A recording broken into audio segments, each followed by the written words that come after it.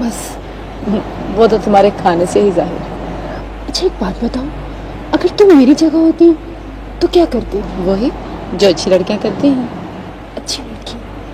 अगर मैं कहूँ कि मुझे अच्छी लड़की नहीं बनना, सिर्फ सच्ची सच्ची लड़की बनना है तो?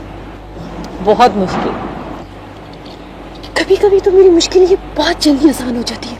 यू नो, मैं एकदम से पट पड़ती हूँ, पक पड़ती हूँ।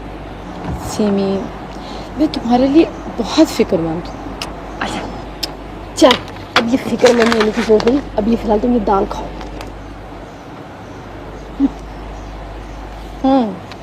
एक बात सुनो, मंसूर और उसके थिएटर वेटर से जरा दूर ही रहना।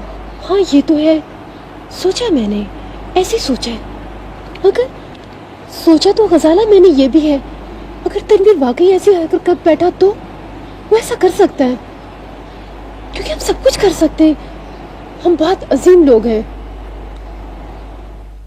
हाँ जानी। हाँ? अच्छा आप ये सर पे दुपट्टा लें जी। आप एक तकरीबन कोई 60-70 साल की एक बूढ़ी औरत हैं जी। जो इनसे पेंशन लेने के लिए आई हुई जी, है। जी। अच्छा जानी, मुझे अब वो एडजस्टमेंट करके बताओ जो अभी थोड़ी देर पहले हम कर रहे थे। वो अम्मा वाली? हाँ चलो रेडी। चलो भाई, हाँ। चलो शहनाज। वो बेटा, वो मेरी पेंशन का क्या बना बेटा? ओए अम्मा जी, ये क्या आपने मुझको वक्त डाला हुआ? ओए आज 31 तारीख है, पेंशन आपको मिलती है 5 तारीख को। ये रौला डाला हुआ आपने, पीछे होके खड़ी हो, इधर खड़े होकर दाने भुनने शुरू कर दिए हैं। हाँ बहुत अच्छी, बहुत अच्छी। हाँ आप वहाँ जाके बैठ। जी सर, ठीक है। हाँ बहुत अच्छी। अच्छा अब मैं एक छोटी सी स्पीच करूंगा आपको, मतलब बताऊंगा कि ये क्या सिचुएशन क्या है। ये एक ऐसा आदमी है जिसके बारे में ये फैसला दिया गया है कि ये मर चुका है। अल्लाह रहम करे। हाँ अच्छा, अपना नैयर, सैफी और यूसुफ और आप भी आइए, यहाँ आइए जहाँ मैंने पहले खड़ा किया था। ठीक। हाँ जानी रेडी? Ready ready. लो मैं आ रहा हूँ। हाँ जी सलाम वालेकुम जी। वालेकुम सलाम। हाँ जी बुजुर्गो, हुक्म है? जी वो पेंशन लेनी थी जी। पेंशन लेनी थी, तो नाम क्या है आपका? मराजदीन जी। मराजदीन। अब्बे का नाम? जी शहाबदीन जी। अच्छा, मराजदीन, अब्बे का नाम शहाबदीन। मैं जरा लब लूं ये मरा। और क्यों मजाक करते हैं बुजुर्गो? अब मजाक कर रहे हैं आप मेरे साथ? जी मजाक जी, जी कैसा मजाक जी? अब मराजदीन वल्द शहाबदीन साहब, ओए आप तो मर चुके हैं, हैं? और फिर भी आप आ गए हैं यहाँ पे पेंशन लेने के लिए। बड़े कुन्ने हैं आप। और कुछ खुदा का खौफ करे, ओए और खुदा का खौफ करे। ओए जिंदा लोगों के लिए होती है पेंशन, आप मर चुके हैं, जिंदों का हक ना खाएं। जी मैं तो जिंदा हूँ जी, मैं तो जिंदा हूँ। देखो देखो मैं जिंदा हूँ, मैं जिंदा हूँ। अच्छा जी, आप जिंदा तो हम क्या करें? चलो रास्ता छोड़ो। सोचा रास्ता छोड़ो, अगर तुम जिंदा है तो हम क्या करें? हमने पेंशन लेना है जी। मगर मैं तो जिंदा हूँ जी। पता नहीं कहाँ से आ जाते हैं मरे मराए। हटो यहाँ से। चले चले चले। ओए ओ मेरी बात सुनो, तुम जिंदा हो? ओए तुम डॉक्टर से ज्यादा सियाने हो। डॉक्टर ने रिपोर्ट लिखी है, तुम मर चुके हो। ये मेडिकल रिपोर्ट है मेरे पास, टाउन कमेटी की रिपोर्ट है मेरे पास, कब्रिस्तान की रिपोर्ट है मेरे पास। मगर तुम कैसे बुजुर्गों को मेरी गल मानते नहीं हो तुम? ओए देखो मेरी बात सुनो, अभी हम साबित कर लेते हैं तुम जिंदे हो कि मोए हुए हो। वो यार मंसूर, मैंने यार बहराम को बुलाना था पैमाइश के लिए। हाँ, फिर कहो वहां से। अच्छा, अभी पता चल जाता है तुम जिंदे हो कि मोए हुए हो। इधर आओ ना जरा, पायन गौर कर। जी बिल्कुल बिल्कुल, क्यों नहीं।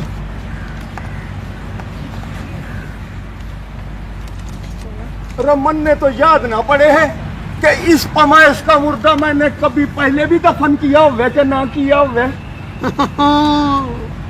चलें जी, आप आए जरा इनके दिल की धड़कन चेक करें। हाँ सर आओ।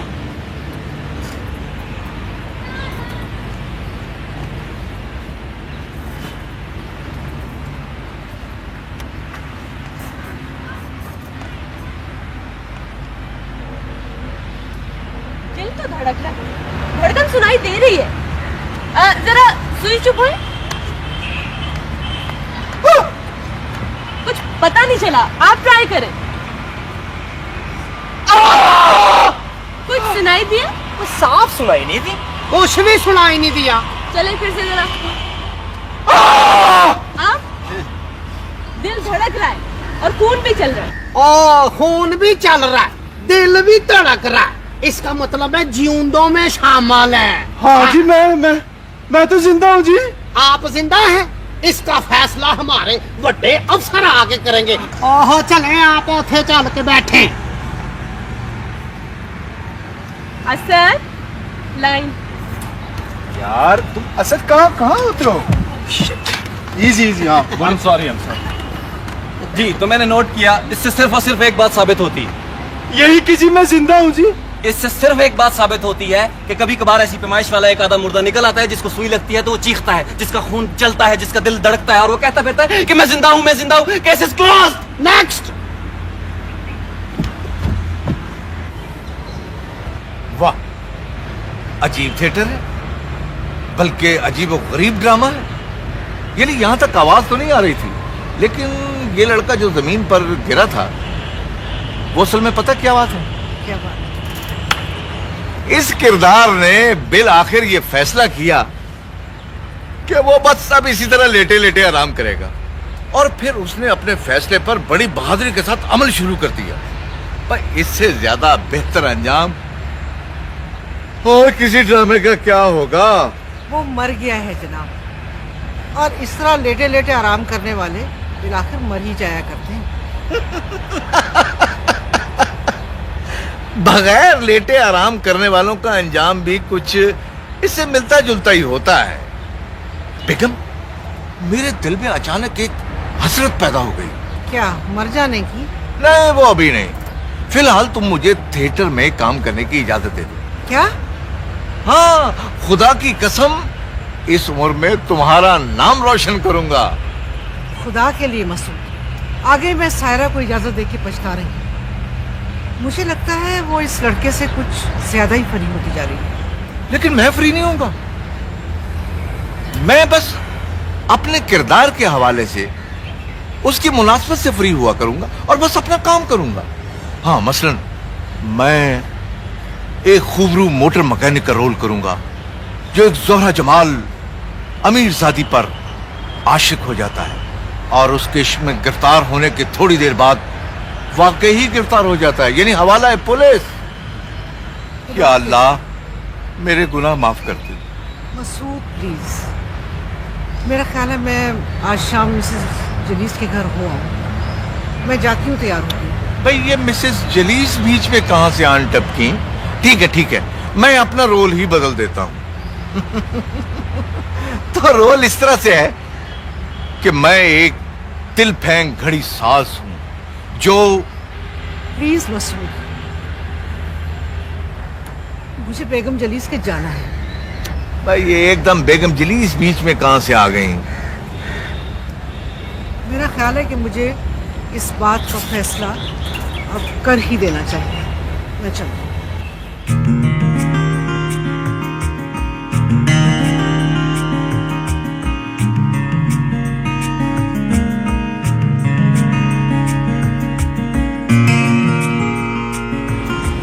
कहाँ खो गए? शाम हो गई, पता ही नहीं चला। सायरा, वैसे मैं एक बात पे हैरान हूं। क्या? तुम्हें देख। मुझे? क्या मतलब? याद है तुम्हें जब पहली बार तुम रिहर्सल रूम में आई थी? कितनी सहमी हुई, डरी हुई लड़की थी। अब वो सहमी हुई, डरी हुई लड़की कहाँ गई? उसका रोल शायद खत्म हो गया। रोल खत्म हो गया?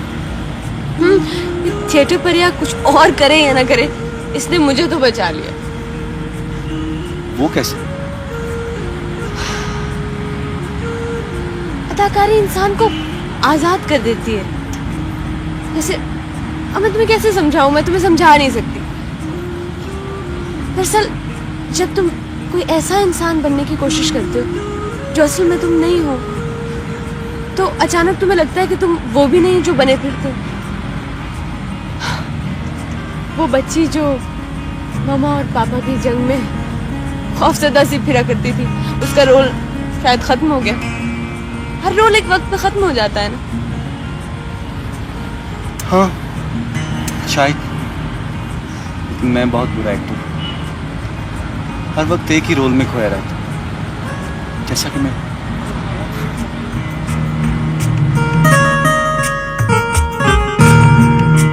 आयशा, मैं काफी दिन से तुमसे एक बात करना चाहती थी। हाँ हाँ कहो। मेरा ख्याल था कि शायद तुम खुद कुछ कहोगी, लेकिन सायरा और साजिद, मेरा मतलब इन दोनों का मैच अच्छा रहेगा ना? हाँ हाँ ऑफ कोर्स, लेकिन यू नो नादरा, इन मामलात में थोड़ा सोचना पड़ता है। What are you saying, Ayesha? तुम मेरी दोस्त हो, इतने साल से मुझे जानती हो। वो तो ठीक है नादरा, लेकिन जलीस है और फिर खुद साजिद है, उनसे तो बात करना होगी ना। और फिर नहीं, तुम 100 दफा बात करो, लेकिन मेरे ख्याल में अब बात को कुछ आगे बढ़ना चाहिए। हाँ हाँ जरूर कर लेंगे ऑफ कोर्स। और तुम सुनाओ क्या हो रहा है आजकल? मैंने अखबार में पढ़ा था शायद कि तुम कोई ड्रामा कर रही हो, बड़ा चर्चा है भैया आजकल तो। नहीं नहीं, चर्चा वर्चा क्या, बस ऐसे ही कुछ अखबार वाले आ गए थे, आते रहते हैं, इंटरव्यू वगैरह मांगते रहते हैं, तो बस वो उन्होंने छाप दिया कुछ। हाँ भाई, तुम हमारी तरह कोई गुमनाम चीज तो नहीं हो ना, तुम तो जो करोगी चर्चा होगा। Thank you so much. मैं समझती हूँ कि इंसान को कुछ ना कुछ करते रहना चाहिए। हाँ ये तो है। मैंने सुना था कि सायरा भी उन लोगों के साथ है ड्रामे में। नहीं नहीं, सायरा तो कुछ नहीं करी, वो तो वैसे ही बैठ जाती है उनके साथ रिहर्सल्स वगैरह में। अच्छा मैं चलती हूँ। अरे भाई बैठो, चाइनीज खाना बन रहा है, खा के जाना। अरे नहीं, वो इंतजार कर रहे होंगे मसूद साहब। कमाल भाई, मैंने जरूरी समझा कि आपसे बात करूं, आपको कॉन्फिडेंस में लूं, क्योंकि यू नो इस तरह के मामलात यकतरफा तो नहीं बढ़ाए जा सकते ना।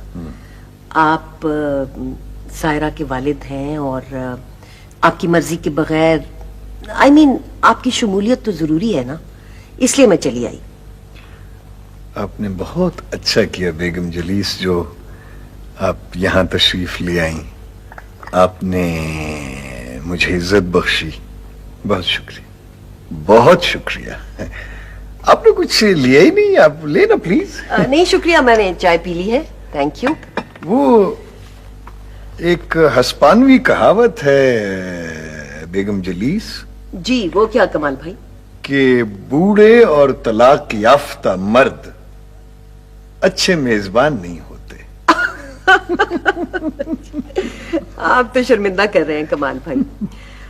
अच्छा मुझे अब इजाजत दीजिए, और आप सोचेंगे ना इस बारे में? जी जी, मैं सोचूंगा भी और कुछ अमल भी करूंगा। बहुत शुक्रिया, आप तशरीफ यहाँ लाई। मैं आपको आइए, तशरीफ आइए प्लीज।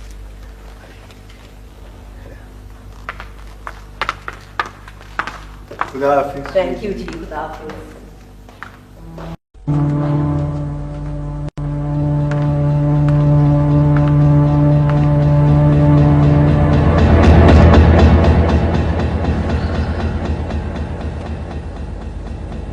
ये मंसूबा है उस औरत का। मेरा कोई मंसूबा नहीं है कमाल साहब, मैं उसकी माँ हूँ और उसके मुस्तकबिल के बारे में सोचना मेरा हक है। मुस्तकबिल? किसका मुस्तकबिल? सायरा का मुस्तकबिल? आप अपने मुस्तकबिल की बात कीजिए बेगम नादरा मसूद साहिबा। क्या मैं नहीं जानता कि आपका खानदानी रईस शौहर, जो अब सिर्फ खानदानी रह गया है, मेरी बेटी को उस करोड़पति खानदान में धकेलकर आप अपने बूढ़े मुस्तकबिल को महफूज बनाना चाहती हैं। शर्म आनी चाहिए आपको इस किस्म की बातें करते हुए, और बराए मेहरबानी यहाँ से तशरीफ ले जाइए। सब्र करें बेगम साहिबा, इस तरह से तो बात खत्म नहीं हो गई ना। मुझे तो हैरत है मिसेस जलीस पर, उसे आपसे बात करने की क्या जल्दी थी? बेगम जलीस एक मामला फहम और समझदार खातून हैं। बाप को बीच में लाए बगैर बेटी के मुस्तकबिल के फैसले हो रहे हैं।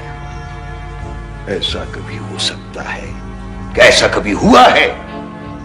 नहीं हो सकता, यकीनन नहीं हो सकता, बशर्ते कि बाप सही दवा हो। तो अभी आपकी ये हसरत बाकी है मुझे पागल साबित करने की? सिर्फ हसरत नहीं कमाल साहब, ऑब्सेशन कही है। और एक दिन मैं ये साबित कर दूंगी, कानूनी तौर पर साबित कर दूंगी, और वो दिन फिर मेरा होगा। वो दिन वो दिन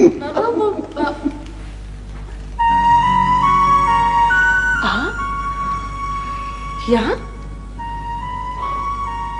baby, sorry, my dear child. I am not a child. मैं बच्ची नहीं हूँ। बेबी, तुम कुछ आप कैसे हैं पापा? बच्चे, मैं तुमसे मिलने आया हूँ। मैं वुड यू प्लीज बेगम साहिबा?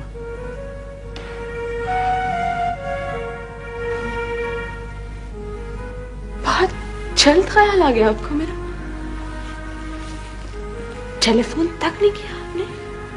नहीं स्वीटहार्ट, मैंने तो कई बार फोन किए हैं, बल्कि मैं तो खुद यहाँ आया था। हाँ, मगर इस औरत ने मुझे तुमसे मिलने ही नहीं दिया। इस औरत ने इस घर में तुम्हें कैद कर रखा है। मुझे किसी ने नहीं कैद कर रखा। मैं अपनी मर्जी से यहाँ रह रही हूँ। मगर क्यों? वाई? किस लिए? बताओ, आप जवाब देंगे? हाँ, पूछो। आपने उस रात उस आदमी को वाकई मरवा दिया था? मरवा दिया था? What are you talking about? Oh my God! अच्छा, उस वाक़े को, वो उसको तुम हकीकत समझ बैठी? बेटा, वो तो बस एक ड्रामा था, एक तमाशा था। वो लड़का नहीं है जाफर, जिसको नया बॉडीगार्ड रखा है, वो उसको मैं समझा रहा था, उसकी ट्रेनिंग कर रहा था कि अगर कोई घर में दाखिल हो जाए तो उसे किस तरह रोकना है, चाकू से या मार्शल आर्ट से। तो क्या तुम इसलिए? My God, how silly! तो वो सब वो ड्रामा, ये I'm sorry पापा, मैं मगर ये कैसे हो सकता है? बेबी, शायद बच्ची तुम कुछ बदल गई हो। अच्छा, शायद, मगर पापा I'm sorry पापा। Sorry,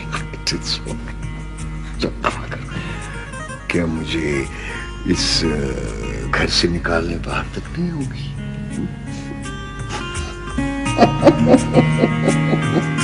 Come on.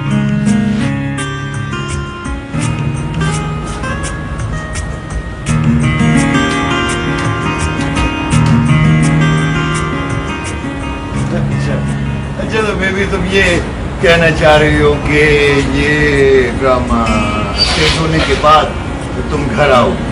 जी पापा। तो बच्चे, ये कब स्टेज होगा? बस अगले मंथ। अच्छा, ठीक है, फाइन। अच्छा बेटा, जब तुम घर आओगी ना, तो मैं तुमसे एक जरूरी बात करूंगा, और वो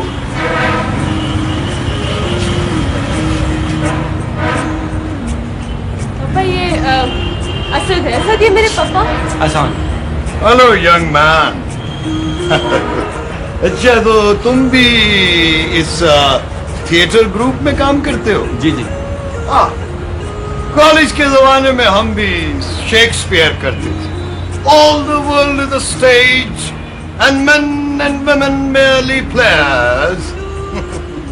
अच्छा अच्छा, तो यंग मैन इसके अलावा भी कुछ करते हो? बस ये तो वक्ती शक्ल है। वैसे मैं इस अक्टूबर में सीएसएस में अपियर हूँ। CSS, that's fine, good. अच्छा बेबी, अब मैं चलता हूँ। Okay, young man. Nice. God bless you. Good night, baby. तुम्हारे पापा काफी डैशिंग है। आओ ना। देखिए इंस्पेक्टर फयाज, तजम्मुल हुसैन साहब का कत्ल एक इंतहाई संगीन वाकया है। वो बहुत बड़े सरकारी अफसर थे। उनके कत्ल के मुहर्रकात बहुत जल्द सामने आने चाहिए। उनका कातिल बहुत जल्द गिरफ्तार होना चाहिए, समझे? Yes sir. अब तक की तफ्तीश के मुताबिक हम बिल्कुल दुरुस्त लाइनों पर आगे बढ़ रहे हैं सर। ये देखें सर।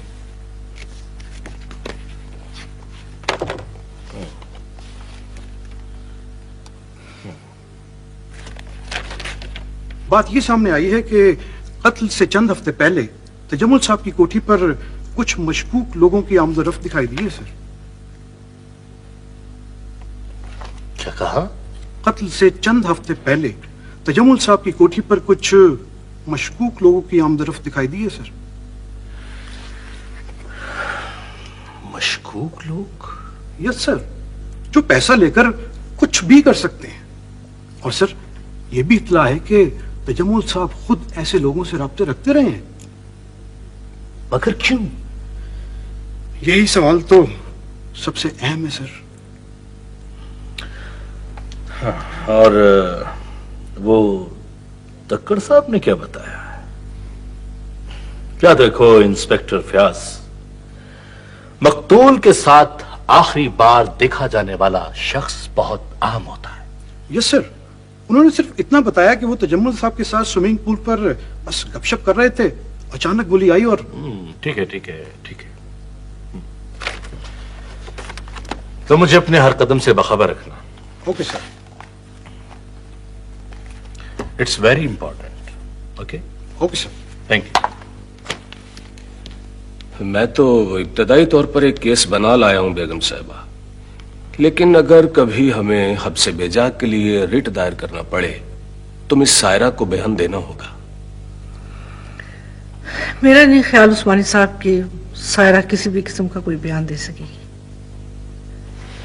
आपको ये केस उन्हीं लाइंस पे डेवलप करना पड़ेगा कि वो शख्स सही दिमाग नहीं है और बेटी के मामले में मां के फैसलों में दखल नहीं दे सकता। देखिए, किसी शख्स को पागल साबित करना थोड़ा मुश्किल होता है बेगम साहिबा, अब यकीन करें।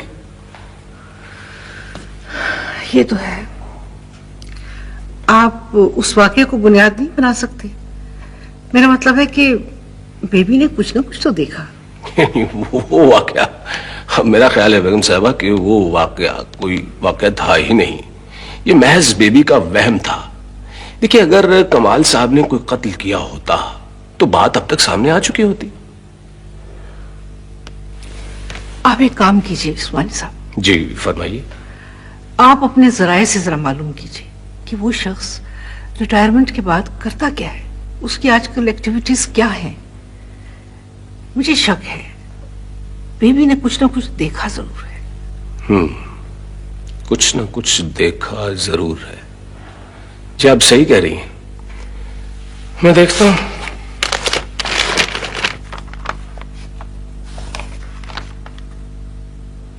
What is this? सर ये वो कैसर साहब का केस है, अप्रूव हो गया है। What?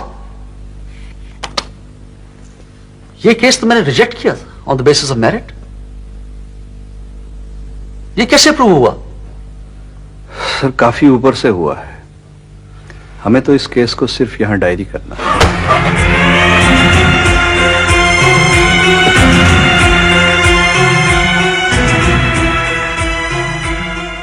जाओ।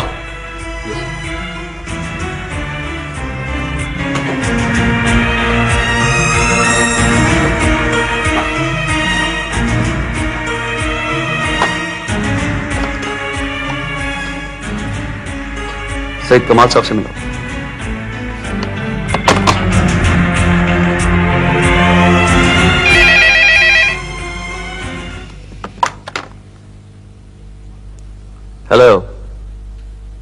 सईद कमाल साहब। यस। मुबारक हो कमाल साहब। कौन बोल रहा है? जमशेद अकबर। फरमाइए। ये कैसर का केस आपने प्रूव कराया? मैं जानता हूं। फिर? एक बात सुन लें कमाल साहब, आपको जान लेना चाहिए कि अब आप सर्विस में नहीं रहे और आपकी ये द अदर सर्विसेज उसी वक्त तक चलेगी जब तक आपके परवरदा, आपके एहसानमंद और आपसे खौफजदा लोग यहां मौजूद हैं और आखिर ये खत्म होंगे। मेरे पास बेकार बातों के लिए वक्त नहीं है मिस्टर जमशेद अकबर। आपकी अना मजरू हुई है, मुझे अफसोस है। एक दिन ऐसा आएगा जब आपसे हमदर्दी करने वाला कोई भी नहीं होगा यहां। और जहां तक मैं जानता हूं, आपका कोई बेटा, कोई भाई और कोई अजीज ऐसा नहीं इस सर्विस में जो आपके बाद आपके इन हथकंडों को जारी रख सके। खुदा हाफिज।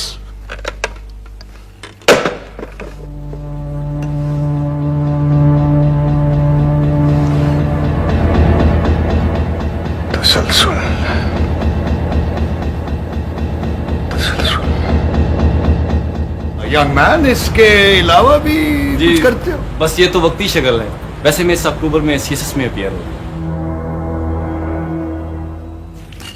बाबा ये जल्दी जल्दी साफ करो, तो डैडी से जूतियां पड़ेंगी। कहेंगे इतना खा ले तो गंदा ना दियो। जापान से वापसी पे मुझे यकीन नहीं था कि दो खुशखबरियां मेरा इंतजार कर रही होंगी। कैसी हो? ठीक हो। बैठो। डैड, उस बूढ़े वाले किसी को तो खुशखबरी ना कहें, वो तो वैसे ही बग बग झक झक थी। और अब तो मुझे इस थिएटर वाले मस्खरे का भी हिसाब चुकाना है। फिर बेवकूफी की बातें शुरू कर दी तुमने। प्लीज बंद करो ये सब, फिर मेरे लिए कोई मुसीबत खड़ी करोगे। डैड प्लीज, आपका बीपी, और वैसे भी अब आप तक कोई बात नहीं पहुंचेगी। डैड वो जो कर्जे वाली खबर है वो वाकई खुशखबरी है। हाँ, वो भी आप समझो कि कमाल है कमाल साहब का, बल्कि उनकी अदर सर्विसेज का।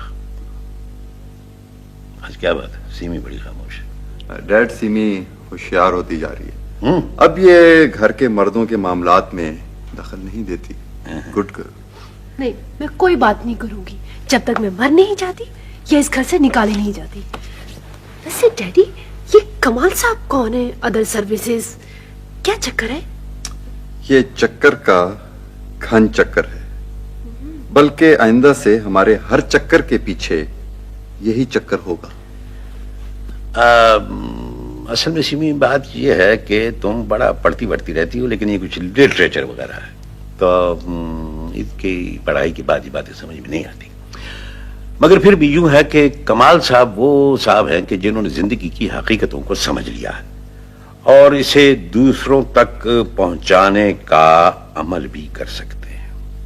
बहरहाल मुझे उन्हीं की तरफ जाना है, उनका शुक्रिया भी तो मुझे अदा करना चाहिए। ओके डैड, बाकी सब कुछ मैं समझा दूंगा। ये जरा प्लीज जरा फल पकड़ा दो। है ना? लो कितनी स्वीट खाओ। आई हो।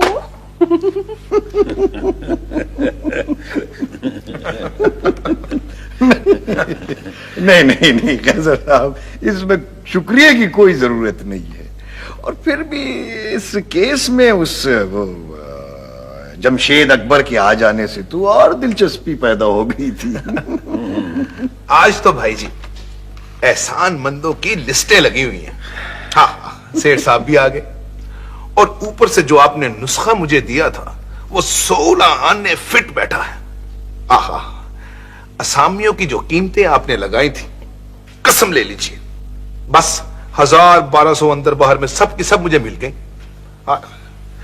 आप तो ईमान से जादूगर हैं। अब वो हमारी कौड़ियों की जमीन करोड़ों में बिकेगी ना सरकार के पास, है? और वो जो बड़े बड़े नहीं मानते थे, कमाल किल्ली दबाई है आपने उनकी। मैं कहता हूं जी, हद नहीं हो गई? किल्ली दबाई। Well said, well said. What a phrase! नहीं नहीं तगड़ साहब, मैं तो अपने कंप्यूटर के बटन दबाता हूं जैसे एक पियानो आर्टिस्ट कीबोर्ड दबाता है। अखीर होगी भाई जी, बस कमाल साहब, अगर आप इजाजत दें तो मैं एक सवाल आपसे पूछूं, एक बात पूछूं आपसे। कैसे साहब, इसमें इजाजत की क्या जरूरत है, आप पूछे। असल में देखिए, ये हर काम की, हर सर्विस की, हर खिदमत की कोई ना कोई फीस होती, कोई मुआवजा होता, लेकिन आप तो इस सिलसिले में इस दौलत पैसे से बिल्कुल बेनियाज। मेरा मतलब शायद मैं मतलब समझ गया आपका, समझ गया हूं आपका मतलब। मैं आपको बताऊं कि पैसे और दौलत से ज्यादा हकीर चीज इस दुनिया में नहीं है।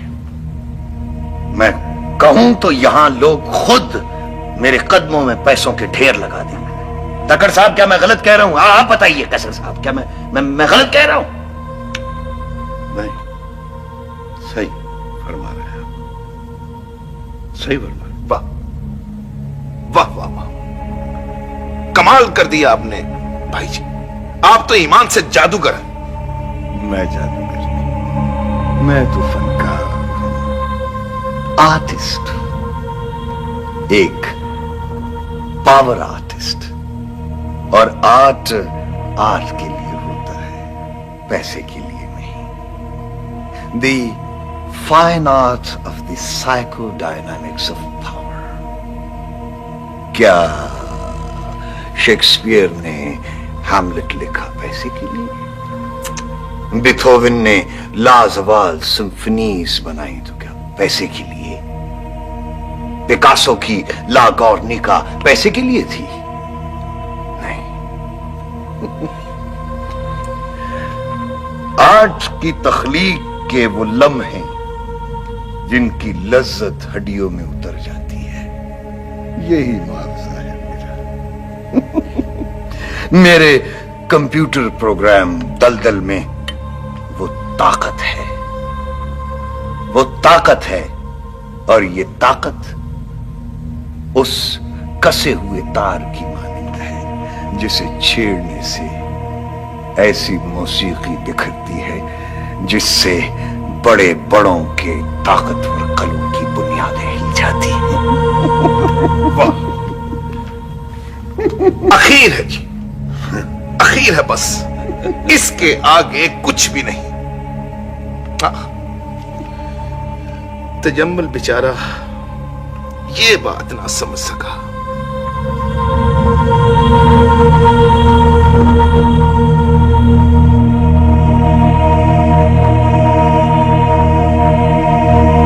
Waheed, yes sir.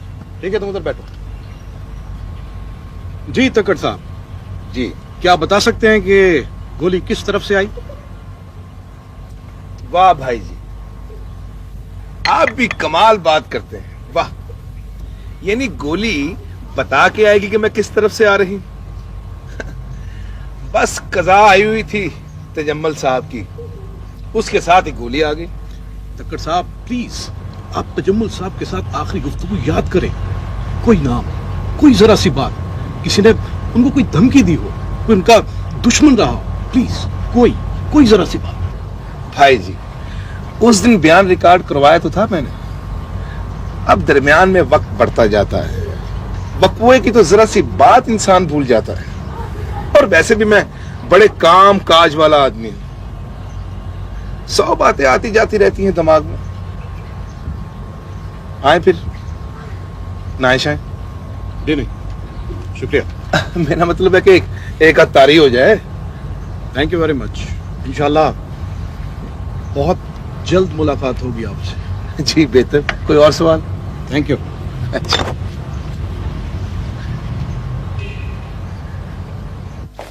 बेटा बहन का स्कूल से जाके पता करो, 2:15 बजे तक वो आ जाया करती है, और अब तो 2:45 से भी ऊपर हो गए। आ जाएगी अम्मी, आ जाएगी। तो बेटा कब आ जाएगी? अब तो 3 बजने को हैं। वाकई अम्मी आज उसने देर नहीं कर दी? बेटा मेरे तो दिल को हौल पड़ रहे हैं, अल्लाह अपना फजल करे। ओहो अम्मी, अब उसके स्कूल में कोई टेलीफोन भी तो नहीं है, आदमी कहीं से फोन ही कर लेता है। बेटा वो कह रही थी कल के वो क्या? बता रही थी कि वो बस स्टॉप पे एक लफंगा सा खड़ा रहता है। ओहो अम्मी, आपने मुझे पहले क्यों नहीं बताया? बेटा बस यही सोच के नहीं बताया कि तुम परेशान हो जाओगे और खामखा जाके हंगामा खड़ा कर दोगे। और परेशान मैं अब नहीं हो रहा, पहले बता देती तो मैं उसे ले आता। तो बेटा अब खुदा का वास्ता है जल्दी करो, मेरा तो दिल डूब रहा है। कमाल करती हैं आप भी। अस्सलाम वालेकुम। वालेकुम सलाम। खैरियत तो थी, इतनी देर लगा दी? बेटी क्या बात थी, इतनी देर कर दी तुमने? कुछ नहीं अम्मा, वो एक टीचर की ट्रांसफर हो रही है ना, तो उसको पार्टी दे रहे थे। अल्लाह तेरा शुक्र है। क्या जिंदगी है, हम खौफ, वसवसों और अंदेशों के मारे लोगों की भी। बेटा जमाना भी तो बहुत बुरा है। जमाना बहुत बुरा है तो ये जमाने का एक ही इलाज है अम्मी। क्या बात है, बड़े डायलॉग बोल रहे हो। वो आजकल जान ही रहा थिएटर वेटर, क्या नाम है उसका?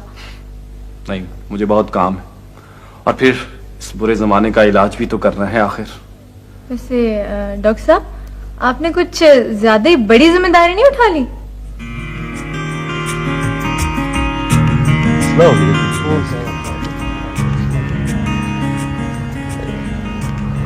मंसूर भाई, ये लॉन कैसा रहेगा?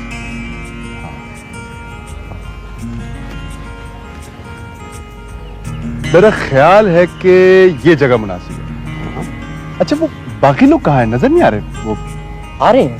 अच्छा, असद नहीं आ रहा कुछ दिनों से।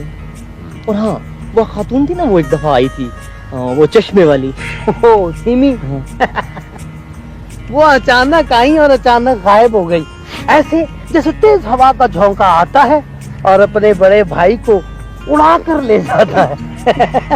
जानी क्या बातें कर रहे हो यार? कुछ नहीं है, मैं मूड था। चलो आओ बाकी की जगह देखें। नहीं आऊंगा, जाहिर है और भी वजूहात है थिएटर जाने की।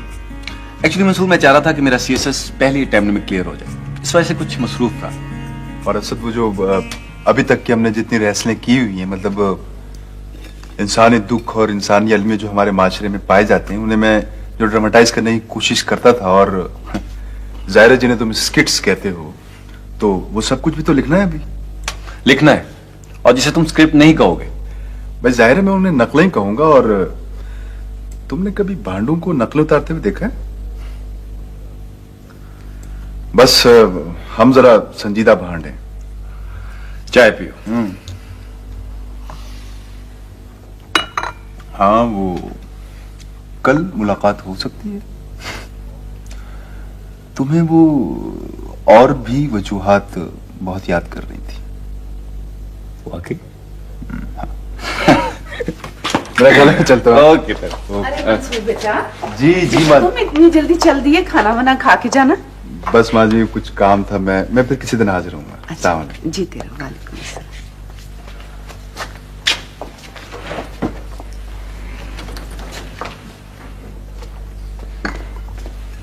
हाँ भाई, बहुत अच्छा लड़का है ये तुम्हारा दोस्त। मुमकिन है। ये क्या बात हुई? या अच्छा होगा या बुरा होगा, ये मुमकिन है क्या है? कौन कह सकता है?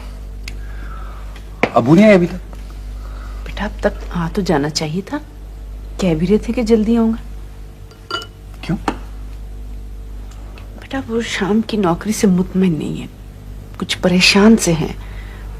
वजह भी मैंने पूछी है, बताती कुछ नहीं, बस इतना ही कहा है कि मैं चंद दिनों में छोड़ दूंगा ये नौकरी। अच्छा,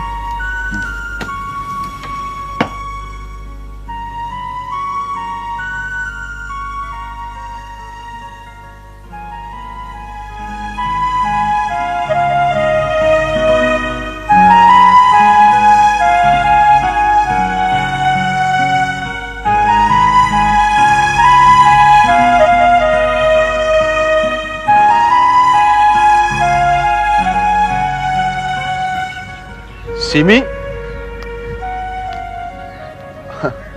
खैरियत है आज?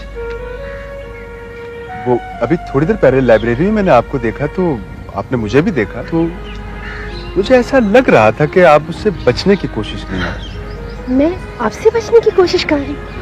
नहीं, मैं क्यों बचने लगी आपसे? हाँ, फिर मेरा ख्याल है कि आप कुछ छुपाने की कोशिश कर रही हैं। पता चल गया? किस बात का पता चल गया? ये मैं कौन हूँ? भाई आपने कभी बताया नहीं अपने बारे में कि आप कौन है, तो मुझे कैसे पता चलता? आखिर आदमी एक दूसरे को क्या बता सकता है वो कौन है? अब्दुल शकूर कौन है? आपका थिएटर कैसा चल रहा है? हम तो ये समझने लगे थे कि वो थिएटर आपका भी है। शायद गलती मेरी थी।